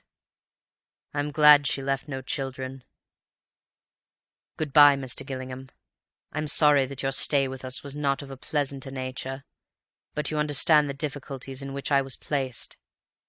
Don't let Bill think too badly of me. He is a good fellow. Look after him. He will be surprised. The young are always surprised. And thank you for letting me end my own way. I expect you did sympathize a little, you know. We might have been friends in another world, you and I and she. Tell her what you like. Everything or nothing. You will know what is best. Good-bye, Mr. Gillingham. Matthew Cayley. I am lonely tonight without Mark. That's funny, isn't it? Chapter 22. Mr. Beverley moves on. "Good Lord!" said Bill as he put down the letter. "I thought you'd say that," murmured Antony. "Tony, do you mean to say that you knew all this?" "I guessed some of it. I didn't quite know all of it, of course." "Good Lord!" said Bill again, and returned to the letter. In a moment he was looking up again. "What did you write to him? Was that last night after I'd gone into Stanton?" "Yes." "What did you say? That you discovered that Mark was Robert?" "Yes. At least I said that this morning I should probably telegraph to Mr. Cartwright of Wimpole Street, and ask him to—" Bill burst in eagerly at the top of the sentence. "Yes, now what was that all about? You were so damned Sherlocky yesterday all of a sudden. We'd been doing the thing together all the time, and you'd been telling me everything, and then suddenly you become very mysterious and private and talk enigmatically, is that the word? About dentists and swimming and the plough and horses and— Well, what was it all about? You simply vanished out of sight. I didn't know what on earth we were talking about." Antony laughed and apologized. "Sorry, Bill. I felt like that suddenly. Just for the last half-hour. Just to end up with. I'll tell you everything now. Not that there is anything to tell, really. It seems so easy when you know it, so obvious. About Mr. Cartwright of Wimpole Street. Of course, he was just to identify the body." "But whatever made you think of a dentist for that?" "Who could do it better? Could you have done it? How could you? You'd never gone bathing with Mark. You'd never seen him stripped. He didn't swim. Could his doctor do it? Not unless he'd had some particular operation, and perhaps not then. But his dentist could at any time, always, if he had been to his dentist fairly often. Hence Mr. Cartwright of Wimpole Street." Bill nodded thoughtfully and went back again to the letter. "I see. And you told Cayley that you were telegraphing to Cartwright to identify the body?" "Yes. And then, of course, it was all up for him. Once we knew that Robert was Mark, we knew everything." "How did you know?" Antony got up from the breakfast table and began to fill his pipe. "I'm not sure that I can say, Bill. You know those problems in algebra where you say, 'Let x be the answer,' and then you work it out and find what x is? Well, that's one way, and another way, which they never give you any marks for at school, is to guess the answer, pretend the answer is 4. Well, Will that satisfy the conditions of the problem? No. Then try 6. And if 6 doesn't either, then what about 5, and so on. Well, the inspector and the coroner and all that lot had guessed their answer, and it seemed to fit. But you and I knew it didn't really fit. There were several conditions in the problem which it didn't fit at all. So we knew that their answer was wrong, and we had to think of another. An answer which explained all the things which were puzzling us. Well, I happened to guess the right one. Got a match?" Bill handed him a box, and he lit his pipe. "Yes, but that doesn't quite do, old boy. Something must have put you on to it suddenly. By the way, I'll have my matches back if you don't mind." Antony laughed and took them out of his pocket. "Sorry. Well then, let's see if I can go through my own mind again and tell you how I guessed it. First of all, the clothes." "Yes?" To Cayley, the clothes seemed an enormously important clue. I didn't quite see why, but I did realize that to a man in Cayley's position the smallest clue would have an entirely disproportionate value. For some reason, then, Cayley attached this exaggerated importance to the clothes which Mark was wearing on that Tuesday morning. All the clothes, the inside ones as well as the outside. I didn't know why, but I did feel certain that in that case the absence of the collar was unintentional. In collecting the clothes he had overlooked the collar. Why? "It was the one in the linen basket?" Yes, it seemed probable. Why had Cayley put it there? The obvious answer was that he hadn't. Mark had put it there. I remembered what you told me about Mark being finicky, and having lots of clothes and so on, and I felt that he was just the sort of man who would never wear the same collar twice. He paused, and then asked, "Is that right, do you think?" "Absolutely," said Bill with conviction. Well, I guessed it was. So then I began to see an X which would fit just this part of the problem, the clothes part. I saw Mark changing his clothes. I saw him instinctively dropping the collar in the linen basket, just as he had always dropped every collar he had ever taken off, but leaving the rest of the clothes on a chair in the ordinary way. And I saw Cayley collecting all the clothes afterwards, all the visible clothes, and not realizing that the collar wasn't there. "Go on," said Bill eagerly. Well, I felt pretty sure about that, and I wanted an explanation of it. Why had Mark changed down there instead of in his bedroom? The only answer was that the fact of his changing had to be kept secret. When did he change? The only possible time was between lunch, when he would have been seen by the servants, and the moment of Robert's arrival. And when did Cayley collect the clothes in a bundle? Again the only answer was before Robert's arrival. So another X was wanted, to fit those 3 conditions. "And the answer was that a murder was intended even before Robert arrived?" Yes. Well now, it couldn't be intended on the strength of that letter, unless there was very much more behind the letter than we knew. Nor was it possible a murder could be intended without any more preparation than the changing into a different suit in which to escape. The thing was too childish. Also, if Robert was to be murdered, why go out of the way to announce his existence to you all, even at the cost of some trouble to Mrs. Norbury? What did it all mean? I didn't know, but I began to feel now that Robert was an incident only, that the plot was a plot of Cayley's against Mark, either to get him to kill his brother, or to get his brother to kill him, and that for some inexplicable reason Mark seemed to be lending himself to the plot. He was silent for a little, and then said, almost to himself, "I had seen the empty brandy bottles in that cupboard." "You never said anything about them," complained Bill. "I only saw them afterwards. I was looking for the collar. You remember. They came back to me afterwards. I knew how Cayley would feel about it. Poor devil." "Go on," said Bill. "Well then, we had the inquest, and of course I noticed, and I suppose you did too, the curious fact that Robert had asked his way at the second lodge and not at the first. So I talked to Amos and Parsons. That made it more curious. Amos told me that Robert had gone out of his way to speak to him, had called to him, in fact.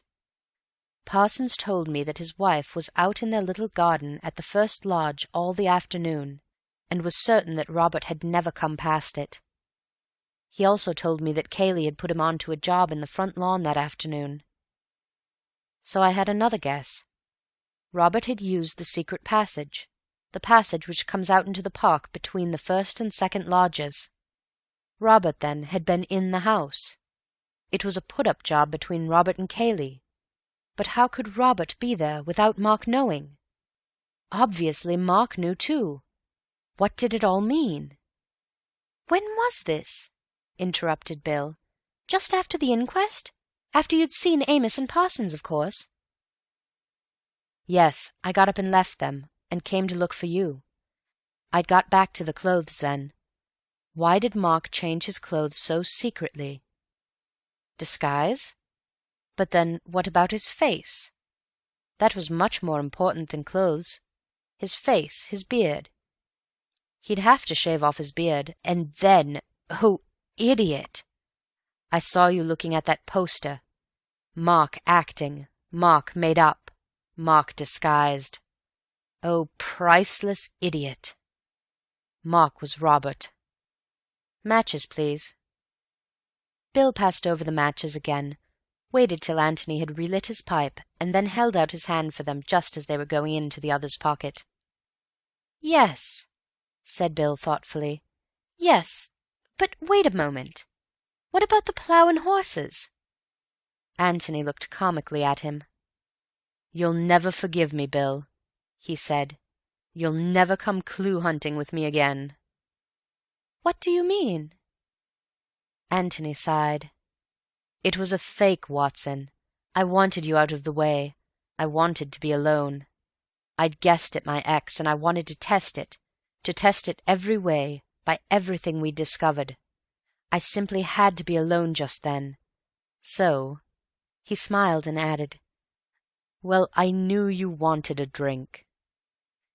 "You are a devil," said Bill, staring at him.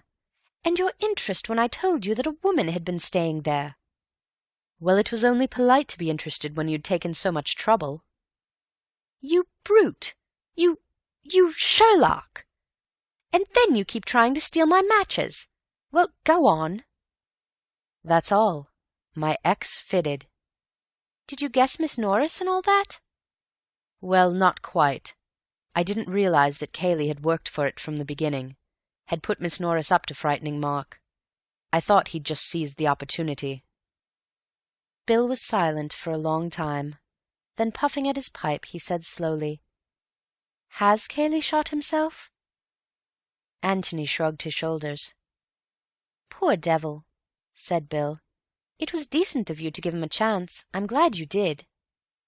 "I couldn't help liking Cayley in a kind of way, you know." "He's a clever devil.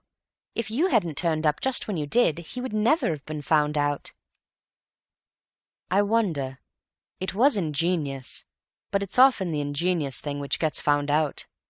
The awkward thing from Cayley's point of view was that, though Mark was missing, neither he nor his body could ever be found.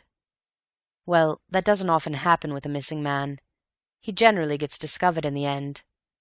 A professional criminal, perhaps not, but an amateur like Mark? He might have kept the secret of how he killed Mark, but I think it would have become obvious sooner or later that he had killed him." "Yes, there's something in that. Oh, just tell me one other thing. Why did Mark tell Miss Norbury about his imaginary brother?" "That's puzzled me rather too, Bill. It may be that he was just doing the Othello business, painting himself black all over. I mean, he may have been so full of his appearance as Robert that he had almost got to believe in Robert, and had to tell everybody. More likely, though, he felt that, having told all of you at the house, he had better tell Miss Norbury, in case she met one of you, in which case, if you mentioned the approaching arrival of Robert, she might say, 'Oh, I'm certain he has no brother. He would have told me if he had,' and so spoil his joke. Possibly, too, Cayley put him on to it. Cayley obviously wanted as many people as possible to know about Robert." "Are you going to tell the police?" "Yes, I suppose they'll have to know. Cayley may have left another confession. I hope he won't give me away. You see, I've been a sort of accessory since yesterday evening, and I must go and see Miss Norbury." "I asked," explained Bill, "because I was wondering what I should say to Betty, Miss Calladine. You see, she's bound to ask." "Perhaps you won't see her again for a long, long time," said Antony sadly. "As a matter of fact, I happen to know that she will be at the Barringtons, and I go up there tomorrow." "Well, you had better tell her. You're obviously longing to. Only don't let her say anything for a day or two. I'll write to you." "Righto." Antony knocked the ashes out of his pipe and got up. "The Barringtons?" he said. "Large party?" "Fairly, I think." Antony smiled at his friend. "Yes. Well, if any of 'em should happen to be murdered, you might send for me. I'm just getting into the swing of it.